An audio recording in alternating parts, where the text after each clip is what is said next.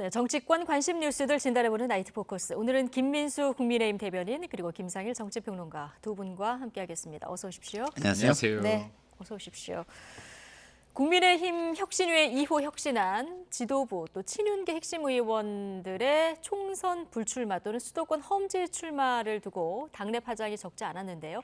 인유한 위원장 오늘도 압박을 이어갔습니다. 관련 발언 먼저 듣고 이야기 나눠보겠습니다. 사람을 거명하는 건 점잖지 못해요. 예. 다 우리가 알잖아요. 지도부가 누군지, 대통령하고 가까운 사람들이 누군지. 결단을 내리라 이 말이에요. 어제 저녁에도 전화를 했어요. 빨리 결단 내리라고. 여러 명한테 얘기했어요. 제 머릿속에는 뭐 권성동, 장제원 이런 대표적인 분들은 떠오르긴 해서 예. 김기현 대표도 마찬가지고. 그중에 한두 명만 결단을 내리면 예. 따라오게 돼 있어요. 그분들이 알아서 스스로 멋있는 행동을 해야 돼.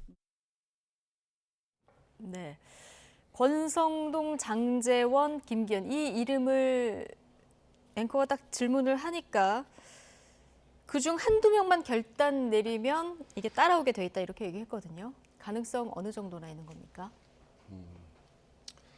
글쎄요, 참 어렵네요. 오늘 대변인이기도 하셔서. 일단은 그 혁신위원장, 인유한 혁신위원장이 처음 임명될 당시에 정권을 준다라고 했기 때문에 네. 뭐 이 부분에 대해서 어떠한 누구도 당내에서 표면적으로 왈가불가하고 있는 상황은 아니다. 네, 그리고 뭐 당론으로 어떻게 하자라거나 이런 이야기 자체가 거론되고 있는 상황도 아니고 네. 또 아직까지 이 혁신안들이 논의되었다라고 해서 혁신안이 정식으로 또 최고위에 올라간 상태도 아니긴 합니다. 그래서 뭐 일단 기본적으로 제 생각을 말한다면 저는 이 부분이 발표가 나오기 전에도 한결같이 같은 말을 계속하고 있었는데요. 일단 친윤의 이 세 분만 거론되지 결코 않을 것이다. 네, 수많은 분들이 있을 것이고 그리고 친윤이라는 표현 그리고 누군가가 만들어냈지만은 윤핵관이라는 표현 이런 표현들이 정말로 부정적으로 사용되긴 하는데 나쁜 것이냐. 네. 예를 들어서 조직이나 지도자를 진심으로 좋아하고 성공시키고 싶어하는 충신이 없이 그 조직이나 어떠한 지도자들이 영웅으로 남거나 발전한 적이 과연 있는가 하는 부분도 저는 생각해 봐야 된다라고 항상 이야기를 합니다. 그래서 단지 내가 지도자와 가깝다라고 해서 이거를 악용하는 사람들이 아니라 진짜로 국가, 조직 그리고 국민을 위해서 필요한 역량을 갖추고 있는 사람들이라고 하면 제 개인적으로는 단지 친하다라는 이유로 이 사람들을 배제하는 것은 바람직하지 않을 수 있다라고 판단을 하고요. 그리고 윤석열 대통령조차도 어떤 지도자라도 내가 정말로 신뢰할 수 있고 믿을 수 있고 그리고 편하게 의사소통할 수 있는 사람들이 반면 옆에 있어야 네. 일이라는 것은 돌아간다 예. 하는 측면들에서도 좀 바라볼 필요가 있지 않을까라고 생각하고요. 그리고 참 이런 부분들이 좀 객관적으로 어떠한 형태 보이는 것보다 현실적으로 어떤 게 과연 국가와 국민들께 도움이 되는지를 좀 포괄적으로도 생각하는 방향들이 있었으면 좋겠습니다. 예. 네. 근데 이제 용산의 당무 개입에 대해서 국민 눈높이 차원에서 좀 우려의 시선도 있기 때문에 자, 혁신위가 이걸 2호 안건으로 낸 거 아니겠습니까? 일단은 제가 볼 때는 그렇습니다. 예. 제가 대변인 생활을 하면서 제 시야가 넓지 못해서 그럴 수도 있는데요. 근데 당무 개입을 한다라는 거를 제 몸으로 느껴본 적은 사실 없습니다. 네네. 그래서 이러한 프레임들에 이 역시도 제가 계속 이야기했던 건데 이러한 프레임에 계속 빨려 들어가지 마라. 예를 들어서 용산이 정말로 개입을 하지 않고 있다라고 하면 이런 부분들에 대해서는 또 국민들한테 설명을 할 필요가 있는데 이런 부분들을 설명을 미루다 보니까 예. 정말 사실이 되어버렸다.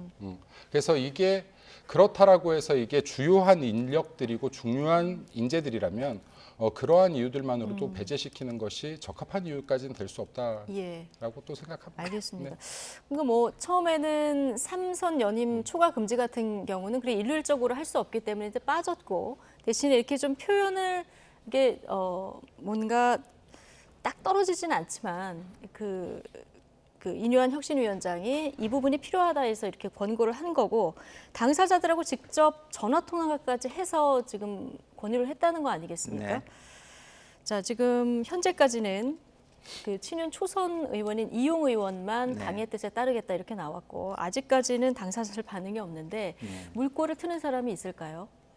물꼬를 트는 사람이 있어야겠죠. 네. 왜냐하면 강서 재보궐선거 이후에 변화를 꾀하려고 했는데 변화를 꾀하는 것에 대한 기대를 무너뜨렸잖아요. 우선적으로 김기현 체제가 유지됨으로써. 근데 그 변화의 기대를 가까스로 살리고 그 기대를 한껏 높이고 있는 게 인요한 혁신위입니다. 근데 이거마저 만약에 무너뜨린다? 그러면 한껏 높아진 국민의 기대는 어떻게 바뀌겠습니까? 아, 저 당은 안 되는구나. 심판을 해야만 정신을 차리겠구나. 라고 저는 생각할 수밖에 그럼 없다고 생각하고요. 혁신위가 권고를 한 만큼 네. 누군가는 이걸 좀 받아들이는 모양새가 나와야 돼. 국민의힘이 그러니까 그 유리하다 이렇게 보시는 거예요? 누군가도 예. 지금 벌써 이용 의원 이야기를 하셨는데 네, 효과 대상자는 없잖아요. 아닙니다, 이용 의원은. 효과 없잖아요. 네. 예? 그러니까 그만큼 효과가 있는 사람이 해야 된다는 얘기입니다. 그거는 좀 전에 우리 대변인님 말씀에 네. 저는 좀 이렇게 반대되는 말씀을 드리면 가진 것이 많은 자가 해야 되는 거예요. 가진 것이 많은 자가 해야 없는 사람들이 느끼는 겁니다. 예. 그렇잖아요. 인요한 혁신위가 지금 두 번째 안건에서 희생을 강조했고, 그렇죠. 그러니까 내가 억울하더라도 좀 가진 것이 많은 사람은 내려놓는 것이 맞다. 그렇죠. 예, 이렇게 보시는 건데. 저희가 이제 퍼스트 펭귄이라고 하잖아요. 펭귄들은 그 펭귄이 하나가 물로 뛰어들으면 다 같이 뛰어든다 그러는데 그 퍼스트 펭귄이 그냥 펭귄이 아니라는 거를 우리는 알고 있는 거예요, 지금. 예, 우리가 이제 펭귄은 다 똑같은 모양이니까 같은 것처럼 보이지만 그렇지 않은 거예요. 그 중에서도 정말 용기가 있고 그다음에 솔선수범하고 그리고 그야말로 리더인 펭귄. 그러니까 네. 우리는 리더가 뛰어들기를 바라고 있는 겁니다. 그리고 리더가 뛰어들면 쭈루룩 안심을 하고 뛰어들 수 있어요. 네. 그러니까 모두가 같이 뛰어들 수 있게 리더가 좀 희생을 해주십시오. 알겠습니다. 그 네. 리더를 마음속에 가지고 계실지는 모르겠습니다. 지금 다 거론되는 분들이 리더의 위치에 있는 분들이잖아요. 예, 알겠습니다. 예. 이 리더를 누가 할지, 네. 좀 리더가 나올지 이것부터 좀 지켜봐야 될 것 같고요. 홍준표 대구시장이 SNS에 50% 이상 물갈이 돼야 된다. 자, 이런 주장을 하면서도 그렇지만 이 공천 물갈이가 이 선수, 그러니까 초선이냐 재선이냐 삼선이냐 이 선수가 기준이 아니라 객관적인 수치에 미달하면 누구라도 쳐낼 수 있어야 한다. 이런 기준이 있어야 된다는 얘기를 했는데 이 주장에는 어떻게 보십니까? 일단 굉장히 공감합니다. 그러니까 어떠한 수치적, 데이터적으로 인해서 이런 공천들에 대한 이야기가 진행되어야 되는데 특정인에 대해서 되는 것은 잘못되었다. 그래서 아까도 또 이제 우리 박사님께서 말씀하셨지만은 이러한 부분에 사실 제가 실명 거론하기는 힘들지만은 거론되고 있는 숱한 친윤 중에 이미 1년 전부터 6개월 전부터 내가 희생해야 된다면 희생하겠다라는 걸 사석에서 들은 분들이 꽤 있습니다. 네. 그러니까 희생할 준비가 되지 않진 않았다. 하지만 제가 대려 우려하는 거는 이러한 분위기 속에서 인재들이 이탈되는 현상이 생겨서는 안 될 것이다.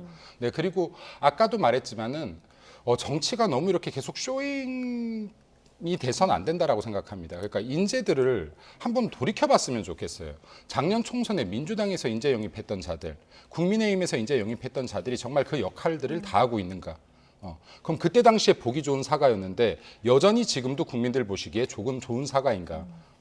그래서 이런 부분들을 사람에 대한 평가를 할 때만큼은 그 사람의 역량에 집중하면 좋겠다라는 거 하나와 그리고 반대로 네, 지금 현직 국회의원이 아닌 분들 중에서도 또 이렇게 국민들이 볼 때 친윤이라고 포함시키는 분들이 있습니다. 이분들이 대려 특정 지역의 불공정한 경쟁으로 내려찍기식으로 내려오는 걸 더 우려해야 될 부분들이 있다라고 생각됩니다. 알겠습니다. 자, 인 위원장 오늘 YTN 뉴스 라이브에도 출연했습니다. 네. 인터뷰도 많이 하시고 네. 많은 분들도 만나고 계신데 8일에 대구에 가서 이제 홍준표 시장도 만난다고 하고요. 그 이후에 또 김종인 전 비대위원장도 네. 만난다고 하고. 자, 임기 시작한 지 얼마 안 됐는데 정말 많은 분들을 만나고 계세요. 그러니까 그냥 만나는 게 아니죠. 예. 할 얘기를 굉장히 정치적으로 굉장히 맛깔스러운 워딩을 동원하면서 네.